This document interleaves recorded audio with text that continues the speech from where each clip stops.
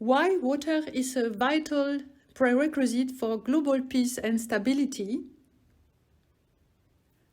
First, water is crucial for life. All the water on the planet was here before man.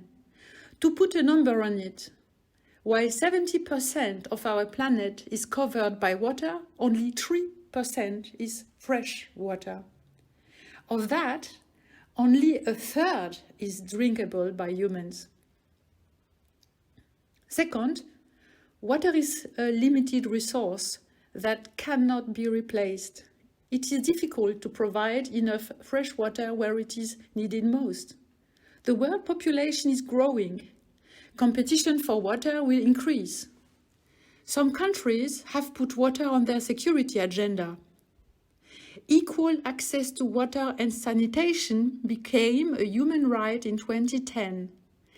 5 years later, water and sanitation have been included in the United Nations Agenda 2030 as Sustainable Development Goal 6. This goal addresses the 3 pillars of the United Nations: peace and security, human rights and development. Water is not only essential for life, but also for global peace and security. So why is it such a challenging issue?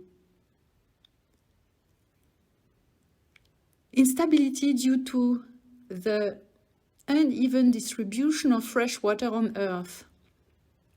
The sea surface is much larger in the south than in the north. In the south, Antarctica is covered by ice. In the north, we only have Greenland ice and floating ice in the Arctic Ocean. The sun also makes a difference. Much of the water in the atmosphere lies along the tropics, areas of intense evaporation of hot water from the ocean surface.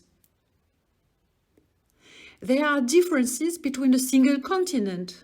Loro in Colombia is the wettest place on Earth, and Arica in Chile is the driest. There are differences between a country like India, where some areas have monsoons and others are deserts. The so-called water powers are Brazil, Colombia, Congo, Russia, India, Canada, the United States, Indonesia, and China. They hold most of the fresh water we have. Somalia, Ethiopia, Papua New Guinea, Uganda, and Eritrea have lowest availability of safe drinking water on Earth. Instability due to increasing water consumption. We are today 8 billion people on Earth. We will be soon 9 billion. Global demand for water will increase rapidly. About 70% of the world's fresh water is used by agriculture for food. About 20% by industry for many processes, equipment and cooling systems. And 10% of the world's fresh water is needed to meet a person's basic needs. This is at least 20 liters of water per person per day. Countries in the global north require up to 250 liters of water per person per day. Asia and Latin America up to 100 liters, and sub-Saharan Africa up to 20 liters. Instability through water pollution. All this growth had led to pollution of our freshwater resources. China, India, and the US are particularly big water consumers, responsible for the largest global water footprint. Instability due to lack of access to water and infrastructure. More than 50 million people in big cities in the global south have no access to pipe water at all. Most of them are in sub-Saharan Africa. In the global north, infrastructure is aging, as in the US. The water crisis in Flint, Michigan, 2014, showed that drinking tap water can be harmful if the pipes have eroded. Instability through climate change. Climate change is global, water supply is local. We cannot underestimate the issue of water in the context of global warming. We are moving from a water cycle to a heat cycle. Life on Earth can recover from major climate change. Humanity cannot do that. Permafrost is thawing. Glaciers are shrinking. Antarctica is melting. This endangers hundreds of millions of people living in low-lying coastal areas. The Maldives and the Marshall Islands are preparing by building artificial islands. The Caribbean lacks access to clean water.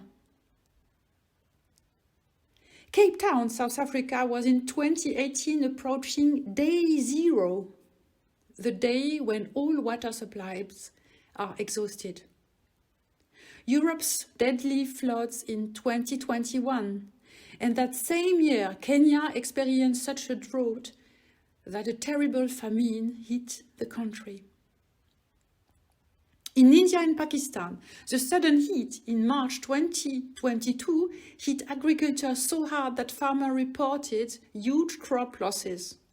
For weeks, more than 1.5 billion people across the subcontinent suffered temperatures up to 50 degrees Celsius. We live in a perpetual battle for water, rooted in power, poverty, and inequality. Water that cross national boundaries are home to nearly half of the world's population. Their numbers are growing due to political changes such as the breakup of the Soviet Union and the former Yugoslavia. Water is so important, nations may not be able to afford to fight over it. In the past, international water disputes have been resolved even between enemies. The Mekong Commission between Cambodia, Laos, Thailand and Vietnam continued during the Vietnam War. The Indus Commission between India and Pakistan survived 2 wars. Despite ongoing disagreements between upstream and downstream riparian, the 11 countries of the Nile Basin are still working on it. The water conflicts of the future may not be the same. Severe water shortage could displace hundreds of millions of people around the world. In Iran, water scarcity had led to the uprising of the thirsty in 2021. Shortages have contributed to the destabilization of Syria. People in water-scarce areas are expected to migrate to places with better supplies. This poses several problems. The more populated a place is, the more likely it is that its water supplies will be exhausted quickly. Some places may reject and hinder the arrival of water-displaced people. Australia, the driest continent on Earth, would never go to war over water because it has no neighbors. But Australia has to adapt to climate change, diminish bushfire and drought, prepare to coastal erosion and sea level rise, and manage the water crisis. India already has major water problems, with agriculture extracting more groundwater than naturally refilled. Most people still get their water from hand pumps and wells and don't have access to sanitation. China has enough fresh water, but there is too much water where few people live, and too little water where too many people live. One response has been the South to North project to divert water from major rivers. 2 billion people in 18 countries depend on these major rivers. China's action on the Brahmaputra, for example, poses an immediate challenge to India. The river flows from Chinese-controlled Tibet through India and Bangladesh before joining the Ganges and flowing into the Bay of Bengal. And let us not forget Russia and Ukraine. The situation has been deteriorating since 2014, and since the start of the war in 2022, it has spread to water infrastructure.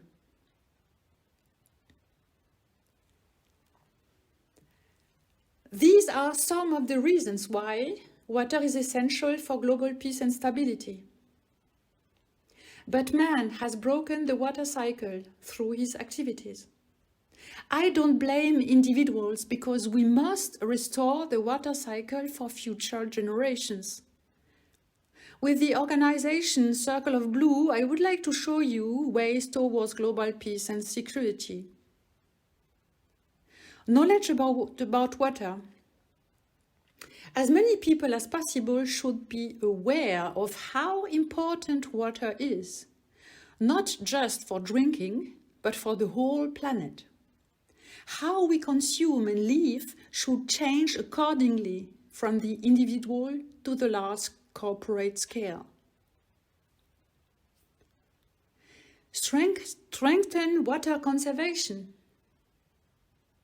Due mainly to climate change, new water-saving technologies are needed now more than ever in areas where groundwater and rainwater are becoming increasingly unpredictable. Wastewater management. Every country in the world should be looking at wastewater reuse as a matter of urgency. In Singapore, the aim is to reduce water imports and become more self-sufficient. Irrigation and agricultural practices need to be improved, as in Madeira. Of course, not all regions can be like Madeira. Improving irrigation can help bridge the gap between supply and demand. Wasteful irrigation practices have weakened agriculture.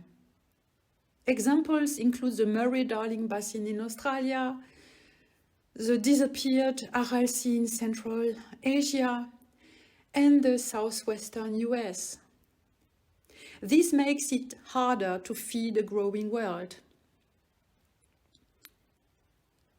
Reasonable prices for water and water rights go hand in hand. To avoid pushing privatization and thus water prices too high, water rights should not be confused with water entitlements. Water entitlements have not worked well in Australia, for example. Developing energy-efficient desalination plants as a response to water scarcity. Saudi Arabia may promote a new type of solar-powered desalination. The UK is operating small-scale agricultural plants. All these innovations are a reminder that there is another resource in demand: finance. It remains crucial to have capital for technological experimentation. Improving water harvesting is essential for areas where no other reliable resource of water is. Pakistan and India need restored rainwater harvesting systems. These efforts will enable independent control of water resources. acting together, community, organizations bring experience together. Better national implementation. Water scarcity complicates food security and pollution. Government must develop better policies and regulations. Authorities need to ensure community access to clean water and sanitation. Holistic management of ecosystems. Community can operate wastewater treatment plants. They can also partner with clean energy producers to use wastewater to fertilize biofuel crops. Crops absorb nutrients and clean wastewater, significantly reducing pumping and treatment costs. Improving distribution infrastructure, not just in the global south, but also in the US, where pipes regularly burst, leading to boil advisory. Wastewater treatment systems are often the source of overflow and breakdown problems. Reducing the water footprint of business. Sustainable production becomes increasingly important in the face of growing water scarcity. One industry in question is the bottling of water, especially in plastic bottles. This should be stopped. Water diplomacy. Binding international agreements on natural resources issues are necessary, but they are often difficult to achieve. The United Nations Climate Change Conference illustrates this, not only because the freshwater crisis, climate change's most visible risk, was ignored.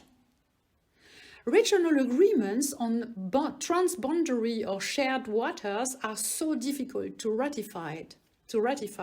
The UN Millennium Goals on drinking water, for example, show that a comprehensive global strategy can be achieved.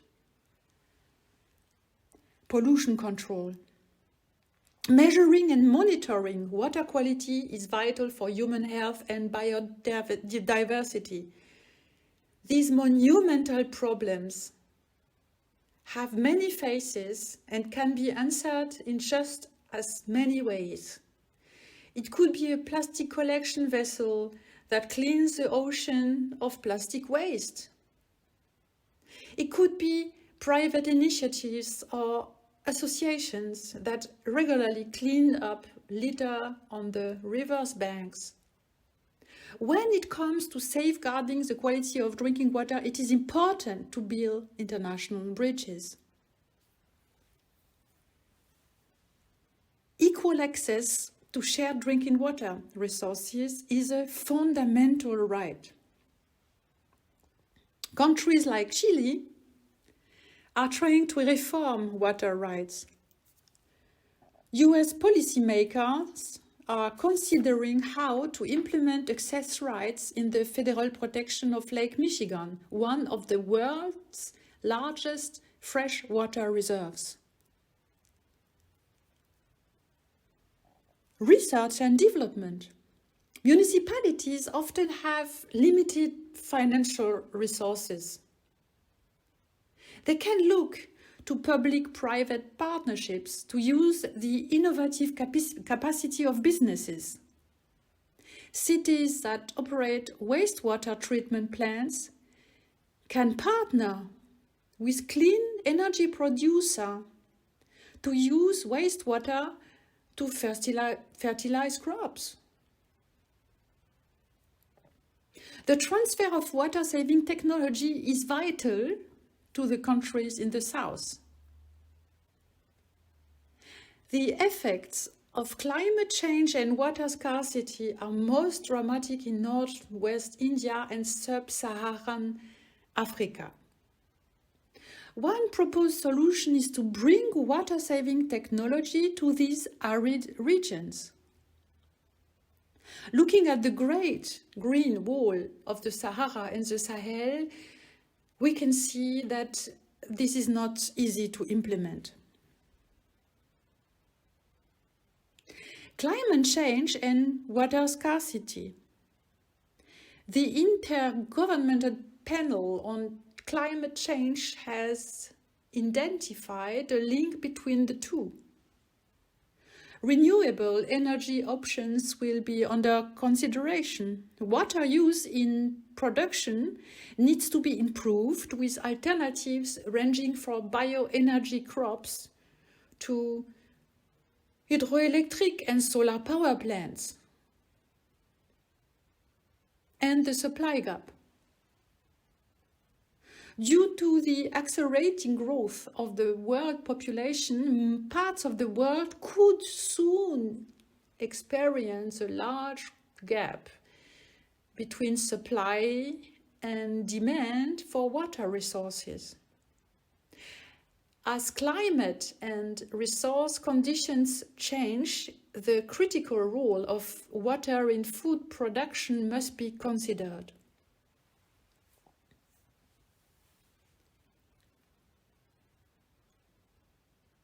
The battle for water is still on. For as long as women and children in many countries must spend hours every day carrying heavy canisters of dirty water back to their homes. United Nations Secretary-General Antonio Guterres has often said, "The water and sanitation crisis requires a holistic, systemic and multilateral response." Indeed, local and regional water issues like infrastructure and access must be addressed. We also need to address the many global challenges of climate change, such as drought, flooding, poor water quality, ecological degradation, sea level rise, land loss, urbanization, sanitation, poverty, hunger, and water-displaced people.